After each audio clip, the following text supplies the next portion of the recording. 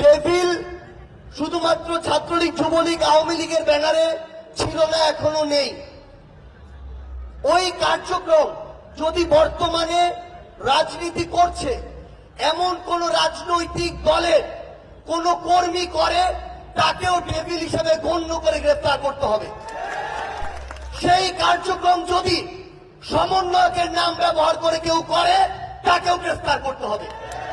বাংলাদেশ থেকে এই স্বাধীনতা পরবর্তী সময়ে সকল ডেভিলের বিরুদ্ধে যথাযথ আইনানুগ ব্যবস্থা গ্রহণ করতে হবে, যেন রক্ত আর জীবনের বিনিময়ে অর্জিত এই নতুন স্বাধীনতা, এই নতুন জুলাই স্পিরিট কখনো বৃথা না যায়।